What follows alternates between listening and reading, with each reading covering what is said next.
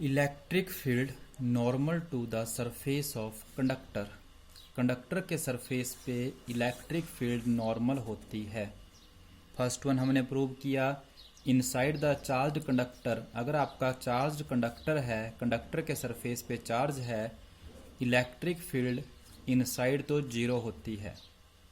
Electric field सिर्फ on the surface होती है और कैसी होती है, नॉर्मल होती है, always normal to the surface of conductor. इस चीज़ को हमने प्रूव करके दिखाना है, तो हम इसके लिए इसका कॉन्ट्रास्ट लेके चल रहे हैं।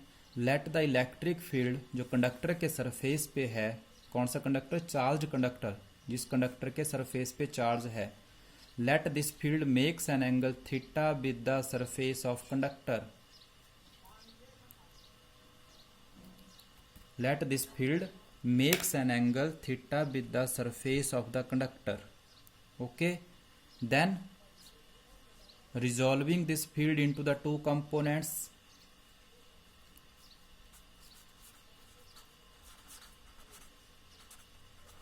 resolving the E को रिजॉल्व करते हैं।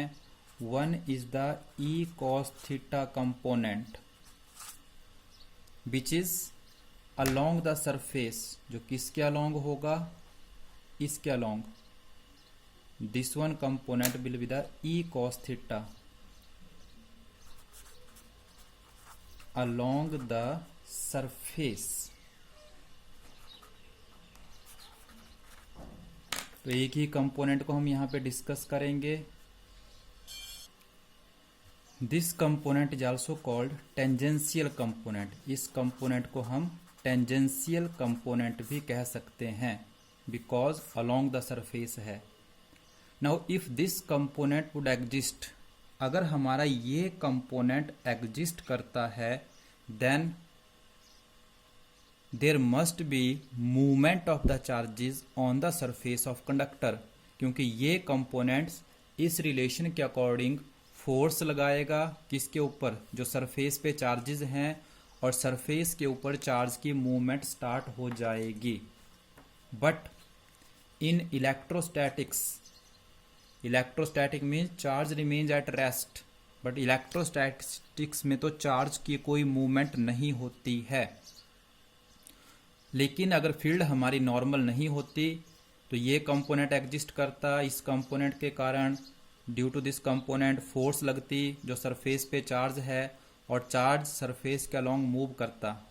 बट इलेक्ट्रोस्टैटिक्स में there is no movement of the charge, hence this component E cos theta must be zero. ये कंपोनेंट तो जीरो होगा।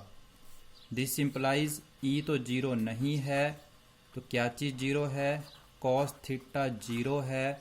दिस इम्प्लाइज जो थीटा हमने कंसीडर किया है, that theta is equal to 90 degree, और थीटा हमने क्या कंसीडर किया था, angle made by the electric field with the surface of the conductor, and that is 90 degree. This implies field is perpendicular to the surface of conductor.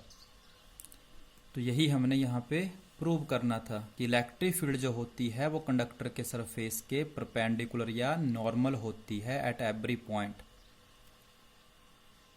Third one point, interior of the conductor, मतलब हमने एक conductor को charge दिया है, but inside the conductor there is no excess charge. Conductor के अंदर कोई charge नहीं होता है।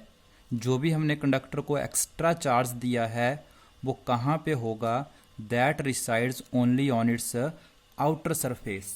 Interior of the conductor have no excess charge. कैसे प्रूव करते हैं, let us consider a small volume element inside the conductor। एक चार्ज कंडक्टर के अंदर हमने एक छोटा सा वॉल्यूम एलिमेंट कंसीडर कर लिया है। कंसीडर आ वॉल्यूम एलिमेंट मतलब एक छोटा सा हिस्सा कंसीडर किया है जिसका वॉल्यूम V है, राइट। और उस वॉल्यूम V का जो सरफेस होगा, S is the surface, S क्या है, उसका सरफेस है। ये है वॉल्यूम B, एक छोटा सा हमने एक वॉल्यूम कंसीडर किया है, और उस वॉल्यूम का जो बाहर का सरफेस है। फॉर एग्जाम्पल आप एक क्यूबिकल चीज ले लीजिए, तो क्यूबिकल का आप क्या लिखोगे, इंटीरियर का तो वॉल्यूम लिखेंगे, बट बाहर का सरफेस, कर्ड सरफेस जिसको कहेंगे, तो एस इज द सरफेस है उस कंसीडर किए गए छोटे से वॉल्यूम का।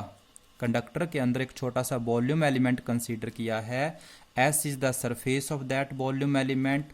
अब इस छोटे से वॉल्यूम एलिमेंट और इस सरफेस के थ्रू हम क्या लिखने जा रहे हैं, electric flux. So electric flux कितनी होगी, electric flux on the surface of this volume element कितनी बनेगी, तो we know that phi is equal to E dot d S, right. क्या लिखने जा रहे हैं, इस वॉल्यूम एलिमेंट का जो बाउंड्री सरफेस है एस, क्लोज्ड सरफेस एस जो बनता है इसका आउटर सरफेस, उसके थ्रू इलेक्ट्रिक फ्लक्स लिखने जा रहे हैं, E dot d S is equal to सीधा 0। वाई 0, बिकॉज जो हमने वॉल्यूम एलिमेंट कंसीडर किया है इनसाइड द कंडक्टर कंसीडर किया है, और इनसाइड द कंडक्टर हम पहले पॉइंट में प्रूव कर चुके हैं कि इलेक्ट्रिक फील्ड 0 होती है। एक चार्ज कंडक्टर के लिए inside the conductor electric field 0 होती है, तो इस वॉल्यूम एलिमेंट के अंदर इलेक्ट्रिक फील्ड 0 होगी, राइट। ई 0 है तो फ्लक्स क्या होगी, 0 होगी।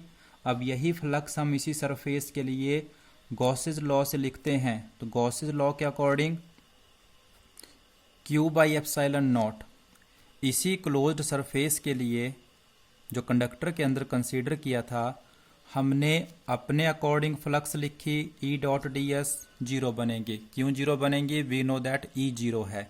गॉस लॉ के अकॉर्डिंग फ्लक्स लिखेंगे Q बाई एप्सिलॉन नॉट। दोनों फ्लक्स सेम सरफेस के लिए लिखी गई हैं जो कंडक्टर के इनसाइड है, तो दिस इम्प्लाइज दोनों को इक्वेट करने पर Q by epsilon naught is equal to 0, this implies Q is equal to 0। तो what is Q, charge enclosed by this Gaussian surface, जो अंदर सरफेस कंसीडर किया था जिसके थ्रू हम फ्लक्स लिखने जा रहे थे, तो Q 0 आ रहा है, no net charge enclosed by this volume element और बाय दिस सरफेस। और कहाँ पे था, इनसाइड द कंडक्टर। इससे भी छोटा कंसीडर कर सकते हैं, even then the answer is 0। Volume element can be infinitesimally small भी हो सकता है। So there is no charge in the interior of this surface, or we can say in the inside of the conductor. तो कहाँ है charge, तो जो भी चार्ज दिया गया है that resides only on its outer surface.